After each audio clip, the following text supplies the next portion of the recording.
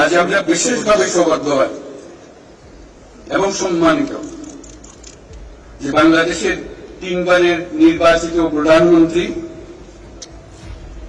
বীর মুক্তিযোদ্ধা শহীদ রাষ্ট্রপতি জিয়াউর রহমানের স্ত্রী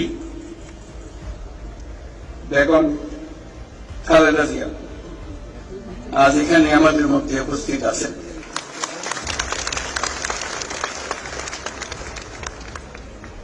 এক যুগ ধরে তিনি এই মহাসম্মেলনে অংশগ্রহণ করার সুযোগ পান নাই, আজকে সুযোগ পেয়েছেন। আমরা সবাই আনন্দিত এবং গর্বিত যে আমরা এই সুযোগ দিতে পেরেছি আপনাকে।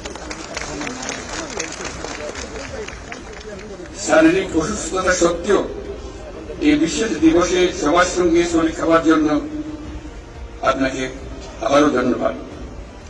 আমরা তার আশু রোগমুক্তি কামনা করছি এবং এই অনুষ্ঠানে বিশেষভাবে স্বাগত জানাচ্ছি।